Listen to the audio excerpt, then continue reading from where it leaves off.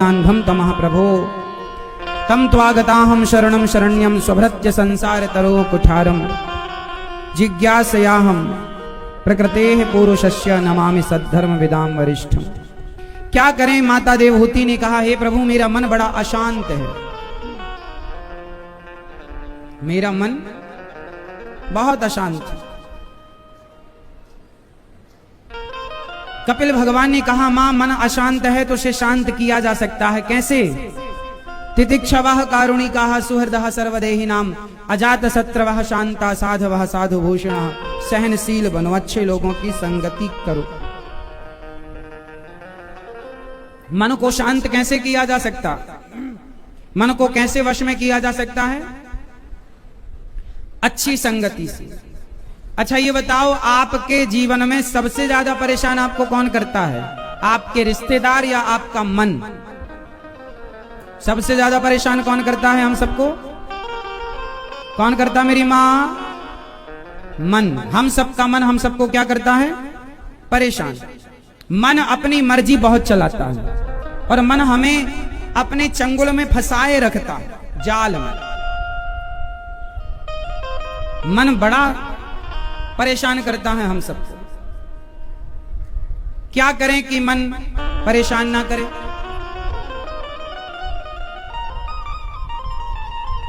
मन को कंट्रोल किया जा सकता है, मन को शांत किया जा सकता है। कैसे करेंगे? कैसे करेंगे मन को शांत? अभ्यास से। मन को शांत कैसे कर सकते हैं? अच्छा, जिसके मन में बहुत सारी इच्छाएं हैं वो बहुत अशांत रहता है, जिसके अंदर कोई इच्छा नहीं, अर्थात मन बिल्कुल शांत हो जाए, कोई कामना नहीं, निष्काम। आपका मन जितना चंचल होगा आपको उतना परेशान करेगा, और आपका मन जितना शांत होगा मन उतना सुखी और स्वस्थ रखेगा आपको। अच्छा, आप में से कितने लोग अपने मन को वश में करना चाहते हैं? उठा लो हाथ। चाहते हो ना? तो उपाय बताऊं, मानोगे? अच्छा ये बताओ, बंदर को मंदारी कैसे अपने वश में करता है? बंदर सबसे चंचल है, लेकिन मंदारी उसे भी अपने काबू में कर लेता है, हाँ या ना? अपने वश में कर लेता है। बताओ कैसे करता है? कैसे? जोर से आप बताइए। हाँ बेटा, मंदारी बंदर को वश में कर लेता है, कैसे करता होगा? पीछे वाली मैया बताओ, चश्मा वाली मेरी माँ, कैसे वश में करता है? मैया बताओ मेरी माँ, झोले के आगे बैठी हो। हाँ चलो बताओ, मंदारी बंदर को कैसे वश में करता है? डमरू बजा के। तो आप भी डमरू बजाया करो, आप अपने मन को वश में कर लोगी, ऐसे यदि उपाय है तो। कैसे करता है मेरी माँ? डमरू तो नहीं, डमरू तो मार मार के। हाँ ये भी उपाय हो सकता है, मारना सही है, मन को मारो, ठीक है। और क्या उपाय है? मन को मतलब बकर कैसे वश में करता है मंदारी बंदर को? अभ्यास, प्रैक्टिस। धीरे धीरे, एक दिन में मंदारी के वश में नहीं आता बंदर, उसे कम से कम 6 महीने लग जाते हैं। बंदर को वश में करने में कितना समय लग जाता है? 6 महीने। तब जाकर के बंदर उसकी बात समझता है और बात मानता है। जैसा मंदारी कहेगा बंदर वैसा चलता है। ससुराल जाएगा तो काहे में जाएगा? तो गाड़ी से जाके बताता है। कहां बैठेगा? तो आसन में बैठ के बताता है। साली को कैसे घुमाने जाएगा? तो साली को लेके, वो बंदरिया होती है उसको बैठाता है, गाड़ी में चलता है। एक बंदर बस में हो गया मंदारी के। कैसे? प्रैक्टिस, अभ्यास। करते करते करते करते सब हो सकता है। आप डॉक्टर नहीं हैं, आप डॉक्टर नहीं हैं, आपने डॉक्टरी नहीं पढ़ी, ना कुछ जानते, पर आप डॉक्टरों के संग रहो और आप प्रैक्टिस करो, टाके लगाने की, सुई लगाने की और ऑपरेशन करने की। आप बिल्कुल ना पढ़ो एक काखा गाघा, लेकिन आप डॉक्टर, बढ़िया डॉक्टर के साथ रहे और देखते हैं ऑपरेशन। और आपने यदि देख कर उसे सीख लिया तो आप भले पढ़े लिखे नहीं हैं, पर धीरे धीरे रहते रहते आप प्रैक्टिस करेंगे तो आप भी ऑपरेशन कर पाएंगे। हाँ या ना? संभव है या नहीं? आपको नहीं आता, आप किसी पायलट के साथ रहेंगे तो धीरे धीरे आपको प्लेन उड़ाना भी आ जाएगा, लैंड करना भी आ जाएगा, उतारना। हाँ या ना? तो आपको सब आ सकता है, लेकिन आपके पास संगति अच्छी हो वो, और आप प्रैक्टिस करें। क्या करें? कोशिश, अभ्यास। अभ्यास नहीं तो कौन थे या वैराग्येण च गृह्यते। जैसे बंदर को वश में किया गया अभ्यास से, घोड़सवार ने घोड़े को वश में किया, तो अभ्यास से, प्रैक्टिस से घोड़ा नया जो होता है वो जल्दी अपने ऊपर किसी को बैठने नहीं देता, उसे भी वश में करने को बहुत महीने लग जाते हैं घोड़सवार को, तब जाकर वो बैठने देता है और रेसिंग के काम आता है और वो इत्यादि काम पे आता है। डायरेक्ट तो बड़ा लात मारता है घोड़ा, धीरे धीरे उसे वश में किया जा सकता है। हाँ या ना? जो हल में बैल चलते हैं तो एक बार में थोड़ी चलने लग गए। किसान ने उन्हें पहले नाचना जानते हो? हाँ, रस्सी डालता उसकी नाक से, पहले उसे कंट्रोल करता है बैल को, तब जाकर के वो हल चलाने के काम का बैल है, वरना यूं तो तुम्हारी छाती में लात रख के आगे बढ़ जाएगा। कोशिश, प्रैक्टिस, अभ्यास से बंदर को, सर्कस में शेर को, हाथी को वश में किया जाता है, और इंसानों के सारे पर ये बड़े बड़े खतरनाक जानवर नाचते हैं। यदि प्रैक्टिस से, यदि शेर, चीता, हाथी और बंदर और घोड़ा और जानवरों को वश में किया जा सकता है, तो अभ्यास करोगे तो आप सब अपने अपने मन को भी अपने अपने वश में कर सकते हो। आपने कभी अपने मन को समय नहीं दिया, आपने कभी अपने मन को एकाग्र चित्त करने की कोशिश नहीं की, कंट्रोल करने की, जैसा मन कहता गया वैसा आप करते गए। आपने अपने आप को समय नहीं दिया, कभी आपने अपने मन से एकांत में बात नहीं की कि मन तू मुझे इतना क्यों परेशान करता है, क्यों इतना भटकता है, क्या लाभ होगा, तू भटकता रहा, मैं तेरा साथ नहीं दूंगा। अपने आप मन आपके कंट्रोल में आएगा। सत्संग करो, धीरे धीरे धीरे धीरे धीरे मन को वश में, सालों लग सकते हैं आपको मन को वश में करने में कितना समय लग सकता है? सालों, 10 साल भी लग सकते हैं, 20 साल भी लग सकते हैं, और पूरी जिंदगी में भी आप अपने मन को वश में नहीं कर सकते यदि सही गाइड नहीं मिली, आपको सही गाइडलाइन नहीं मिली, तो सही मार्गदर्शन नहीं मिला। तो ये जितने लोग संसार में हैं, क्यों 84 के चक्कर में भटक रहे हैं? क्योंकि सही गाइड नहीं मिली, मन अशांत है। इसलिए हम कहते हैं पूरी फसाद की जड़ कौन है? कौन? मन चाबी है। जैसे चाबी ताले को बंद करती है, और चाबी ही ताले को, वही चाबी ताले को बंद करती है, वही चाबी ताले को खोलती है। ये मन वो चाबी है कि ये मन संसार में लग जाएगा तो बंधन में डाल देगा, और भगवान में लग जाएगा तो हर बंधन से मुक्त कर देगा। ये वो चाबी, मन चाबी। अब आपकी जिम्मेदारी है कि मन कहां लगाना है। यदि आप मन को शराब में लगा दोगे तो आप शराबी हो जाओगे, जुआ में लगा दोगे तो आप जुआड़ी हो जाओगे, और यदि आप अपने मन को सत्संग में लगा दोगे, सत्संगी होके मन को जीत कर परमात्मा की प्राप्ति हो सकती है। संगति। अच्छा ये बताओ, सुग्रीव को भगवान राम के दर्शन क्यों हुए, किसके कारण हुए? उत्तर दो। सुग्रीव जी को राम का दर्शन किसके कारण हो सका? जोर से। हाँ, किनके कारण? किनके कारण? किनके कारण? भैया बताएंगे किनके कारण? सुग्रीव को राम जी का दर्शन किनके कारण हुआ?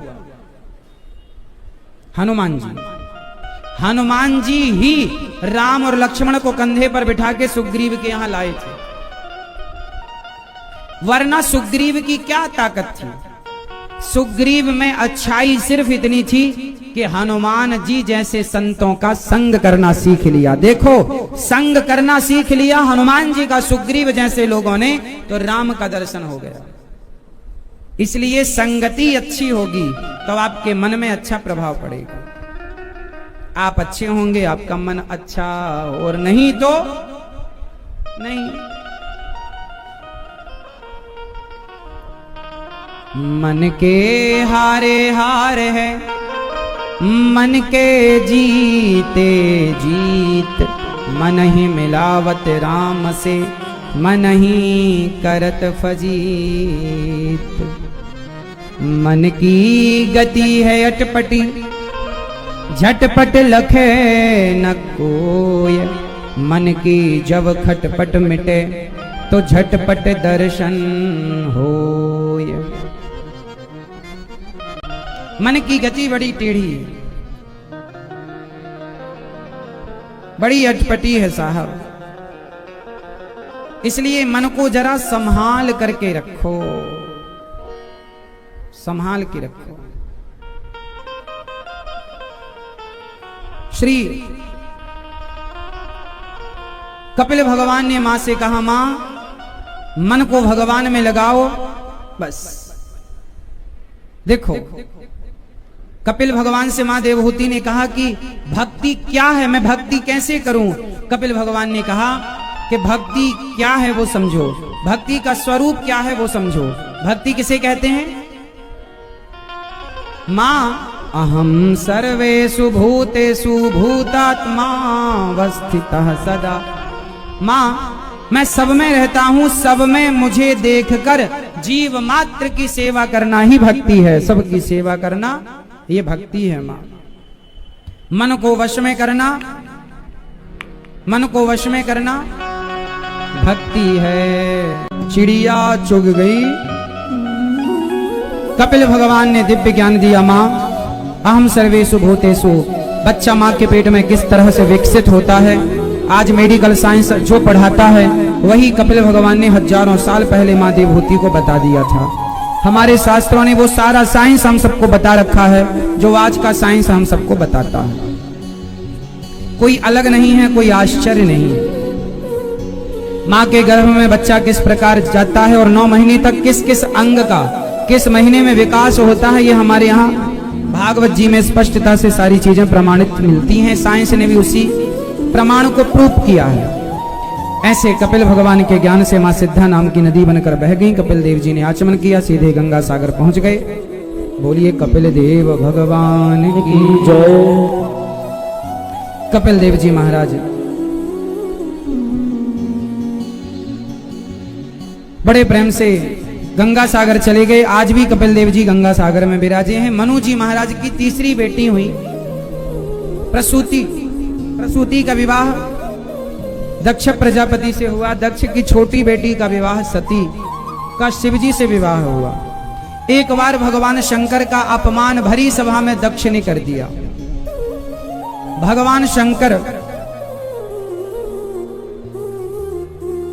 शंकर किसके अवतार हैं?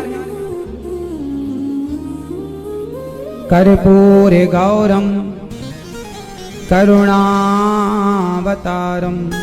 शंकर जी किसके अवतार हैं? करुणा के अवतार। करुणामय हैं, दयामय। शंकर जी का अपमान एक बार हुआ था भरी सभा में, उनके ससुर जी ने किया था। शंकर जी के ससुर जी का नाम क्या है आप बताओ? दक्ष प्रजापति। दक्ष प्रजापतियों के मुखिया प्रजापति।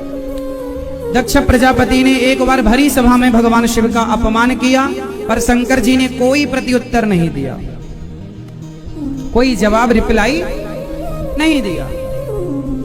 पर शंकर जी ने तो उत्तर नहीं दिया, पर शंकर जी का तो अपमान हो ही रहा ना।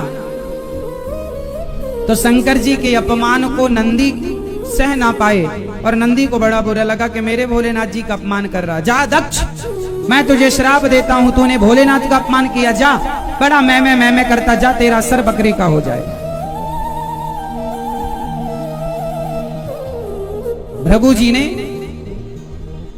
भृगु जी ने श्राप दे दिया नंदी को, क्यों तुम ससुर जमाई के बीच में क्यों बोले, जाओ पाखंडी हो जाओ। नंदी जी ने श्राप दिया। शंकर जी वहां से उठकर आए। फिर दक्ष प्रजापति ने कनखल में यज्ञ किया। उस यज्ञ में सबको बुलाया, शिव जी को नहीं बुलाया। और उस यज्ञ में बिना बुलाए माता सती चली गई। शंकर जी ने बहुत रोका पर माता सती नहीं मानी। इसलिए पत्नियों को पति की बात माननी चाहिए,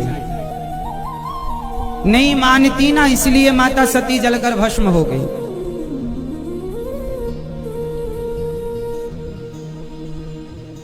इसलिए माना करो। अच्छा, पत्नियां मायके के नाम पर ना फिर किसी को नहीं सुनती। माता सती के साथ भी यही था, शंकर जी खूब समझाए पर माता सती नहीं सुनी। जाना है मायके, पर गई तो वहां पर भोलेनाथ का अपमान देखा। तो एक पतिव्रता नारी अपना अपमान बर्दाश्त कर सकती है, अपने पति का नहीं। सती मां, अच्छा माता सती को भगवान शिव ने पहले त्याग दिया था। एक बार माता सती को प्रभु राम पर संदेह हो गया था। हाँ या ना? मैया बैठो, मेरी मां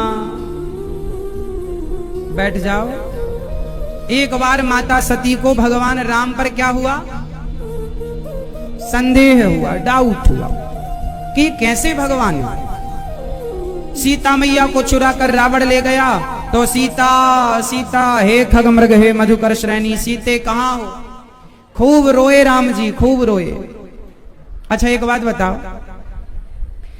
क्या राम जी को इस बात का ज्ञान नहीं था, पता नहीं था कि सीता को कौन ले गया है? तो राम जी रो क्यों रहे थे फिर? मैया बताएंगी। राम जी को पता था कि सीता कौन ले गया, पता था कि नहीं? पहले तो ये बताओ, बोलो। पता था कि नहीं पता था ना? पता था? राम जी को पता था कि नहीं? हाँ या नाम उत्तर दो। हाँ पता था ना? तो फिर राम जी को जब पता था कि रावण ले गया सीता को, तो राम जी रोए क्यों? हे पशु पक्षी तुम बताओ, सीता कहां? क्या जरूरत थी रोने की? क्यों रोए आप बताइए? क्योंकि वो क्यों रोए? क्योंकि लीला करनी थी। वो लीला है, भगवान लीला करते।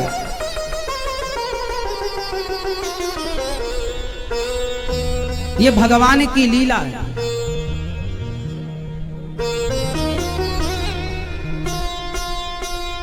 उसी तरह जब राम जी रोए तो माता सती को डाउट हुआ, ये कैसे भगवान है? परीक्षा लेना चाहती हैं माता सती भगवान की। शंकर जी ने समझाया, राम राम ये भगवान है। सती जी बोली, नहीं, भगवान होते तो अपनी पत्नी के लिए ऐसे ना रोते। भगवान को सब पता है कि कौन ले गया। शंकर जी समझ गए कि सती अब तुम्हारा कल्याण नहीं है, तुम मेरी बात नहीं मान रही हो, शंकर जी की बात। शंकर जी से अच्छा भगवान को कौन जानता होगा? पर माता सती को समझ नहीं आया और विनाश काले विपरीत बुद्धि। माता सती परीक्षा लेने चली गई। शंकर जी समझाए पर देखो नहीं समझी माता सती। कई बार आप समझाते हैं अपनों को, पर लोग नहीं समझते। इसलिए नहीं समझते क्योंकि विनाश का समय जब होता है नजदीक तो अच्छी बातें समझ में नहीं आती। जब माता की, पिता की, गुरुजनों की बातें बच्चों को समझ में ना आए, गलत दोस्त यारों की बातें माने, समझ लो विनाश का समय है।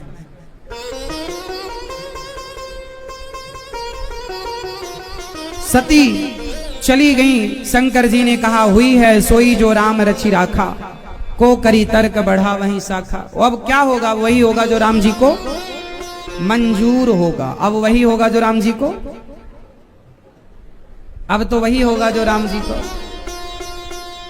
गई माता सती, परीक्षा ली और फेल होकर आ गई, 0 नंबर मिला।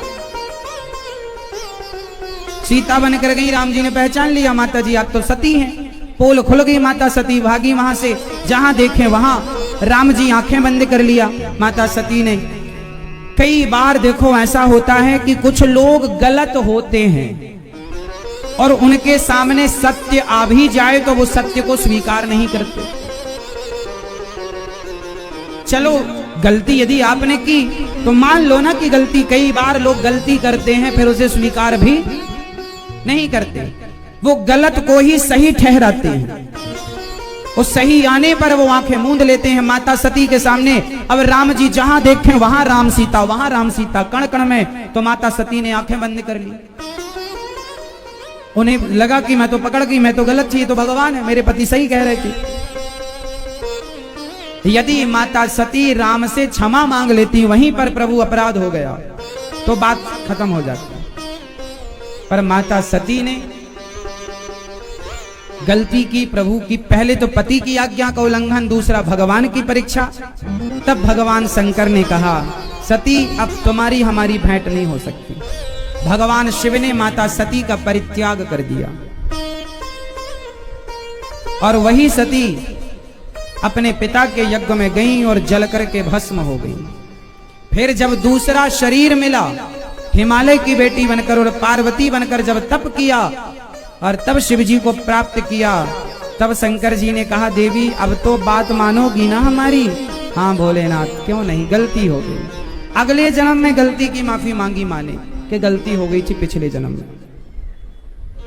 कई बार आप लोग सॉरी कहने में, क्षमा मांगने में देर कर देते हैं। कई बार इतनी देर कर देते हैं कि सॉरी कहने का समय निकल जाता है। बहुत देर हो जाए, इसलिए रिश्तों में चाहिए विश्वास। माता सती को शंकर जी ने कहा कि ये भगवान है तो विश्वास कर लेना था। माता सती पार्वती बनकर आई और शिव जी का विवाह संपन्न हुआ। भगवान शंकर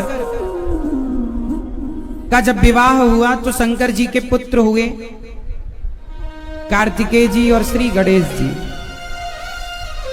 कुछ लोग कहते हैं कि शंकर जी ने गणेश जी का सिर क्यों काटा? क्या उन्हें पता नहीं था कि ये मेरा पुत्र है? शंकर जी को क्या पता नहीं था कि ये मेरा पुत्र है? तो सिर क्यों काट दिया अपने बेटे का?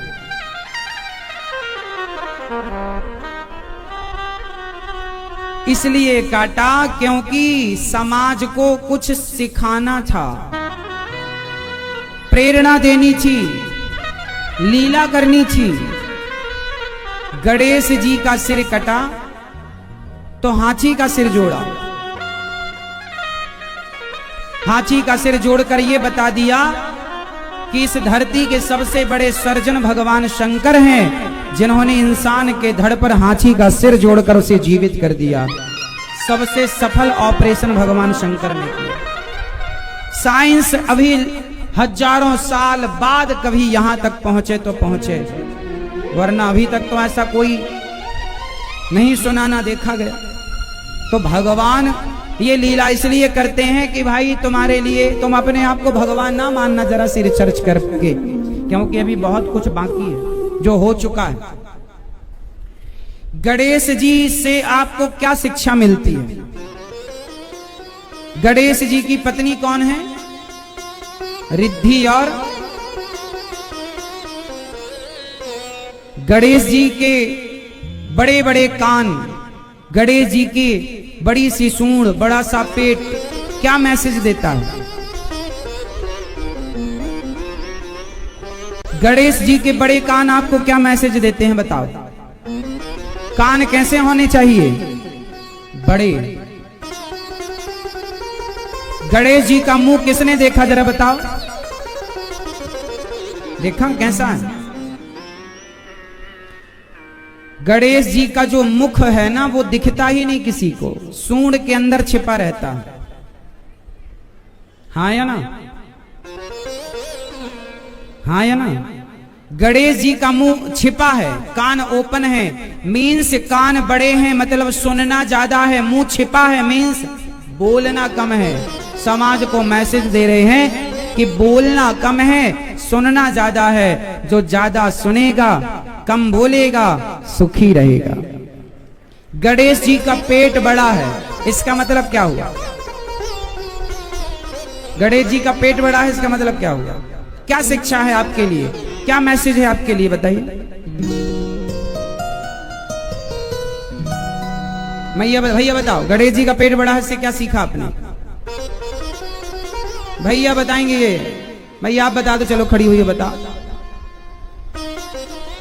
हाँ, ज्यादा सुनो और सुनकर के बातों को पेट में रखो, पचाना सीखो बातों को। घर की बातें पड़ोसन से कह दोगी तो पड़ोसन पूरे गांव में डिंडोरा पीट के तुम्हारा मजाक उड़वाएगी, मजाक बनवाएगी। इसलिए अपने अपने घरन का दुख ना कहियो रोई, सुन इठले हैं लोग सब बांट न ले हैं कोई। पर तुम समझते कहां हो? गणेश जी का वाहन क्या है? आप भी बातें समझा करो, कम बोला करो। वाहन चूहा, चूहा पर गणेश जी क्यों बैठे हैं आप बताओ? मैया, ओ पंचायती मैया बताओ, गणेश जी चूहे पर क्यों बैठे हैं बताओ? गणेश जी का वाहन चूहा क्यों है? क्यों गणेश जी का वाहन चूहा क्यों है, ये बताओ। तुम्हारे पास इन प्रश्नों का उत्तर नहीं है, इसलिए कुछ लोग तुम्हारे देवी देवताओं का मजाक बनाते हैं। यदि तुम्हें सही उत्तर पता हो तो तुम कभी मजाक बनने ही ना दो, तुम तुरंत उनका मुंह बंद कर दो कि भाई तुम मूर्ख हो, तो हम क्या करें, जानते नहीं हो सिद्धांत को। गणेश जी के चूहा ही वाहन इसलिए है क्योंकि गणेश जी है बुद्धि के देवता। गणेश जी कौन? बुद्धि। और चूहा है तर्क का प्रतीक। किसका? तर्क। और याद रखना, बुद्धि हमेशा तर्क पर ही सवार हुआ करती है, इसलिए गणेश जी चूहे पर सवार है। चूहा तर्क है ना, कुतरता रहता है। बुद्धि किस पर सवार होती है? तर्क पर। बुद्धिमान वही होता है जो तर्कवान होता है। तर्क करना सीखिए। तर्क मीन्स प्रश्न, क्वेश्चन, कि ऐसा है तो ऐसा क्यों, ये तर्क हो गया। ऐसा है तो ऐसा क्यों, ये तर्क। भगवान सब जगह हैं तो दिखते क्यों नहीं, ये तर्क है। यदि तर्क ना हो तो रहस्य को समझा ही नहीं जा सकता, गहराई पे उतरा ही नहीं जा सकता। गहराई पर उतरने के लिए तर्क चाहिए, इसलिए हमारे यहां तर्क शास्त्र पढ़ाया जाता है, जिसे न्याय दर्शन कहते हैं। न्याय, हमारे यहां कितनी गहरी पढ़ाई, कितनी गहरी परंपराएं हैं। तर्क जरूरी है। तो बुद्धि किस पर सवार होती है? तर्क। और गणेश जी किस पर सवार हैं? चूहे मीन्स तर्क। अब तुम लोगों की खोपड़ी में ना घुसे तो हम क्या करें? गणेश जी का वाहन चूहा है, ऐसा नहीं कि गणेश जी चूहे पर चलते हैं। गणेश जी बुद्धि है, चूहा तर्क है, बुद्धि तर्क पर चलती है, सिंपल है। शंकर जी का वाहन क्या है? जोर से। अब आप लोगों ने यही मान लिया कि शंकर जी का वाहन बैल है, नंदी है। अरे इससे आगे भी कुछ है, जानने की कोशिश की ही नहीं। नंदी का मतलब होता है, बैल का मतलब होता है, हम हिंदू धर्म में नंदी को धर्म का स्वरूप मानते हैं। नंदी मीन्स, अभी आपने सुना होगा नई संसद में अभी एक नई चीज ऐड हुई है, सेंगोल नाम है क्या? हम सही कह रहे हैं? हो सकता है नाम हम गलत बोल रहे हो, आप समझो बस। सेंगोल ऐसा कुछ नाम है, उसके ऊपर आपने ध्यान दिया होगा, नंदी बने हैं। चोल वंश के राजाओं के, भारतीय पुराने राजाओं का वो इतिहास है, और वो राजा को दिया जाता था, वो राज दंड है, समझ रहे हैं? तो वो सेंगोल में ऊपर नंदी जी बने हैं, ध्यान दिया होगा। वो नंदी धर्म का प्रतीक है। नंदी, शंकर जी नंदी पर चढ़े हैं, मतलब बैल पर नहीं। नंदी धर्म है और शंकर जी धर्म पर सवार होते हैं। शंकर जी किस पर सवार हैं? धर्म पर।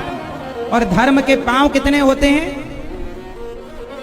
धर्म के पांव कितने होते हैं? 4। नंदी के पांव कितने होते हैं? 4 पांव कौन कौन से धर्म के? बताओ भैया, बताएंगे चश्मा वाले। धर्म के 4 चरण बताओ। धर्म के 4 चरण बताओ।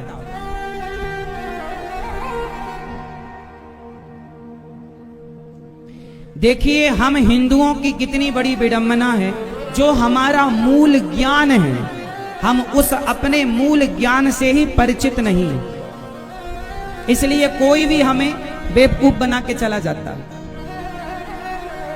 धर्म के 4 चरण होते हैं, सत्य, दया, दान और तप। सत्य, दया, धर्म 4 पर टिका हुआ है। धर्म के स्तंभ कितने हैं? धर्म के खंबे कितने हैं? धर्म के पिलर कितने हैं? 4।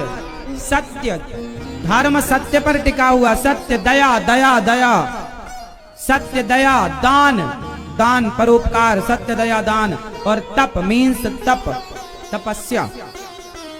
ये धर्म के 4 चरण हैं। इसलिए शंकर जी नंदी पर सवार होने का अर्थ है कि शंकर जी धर्म पर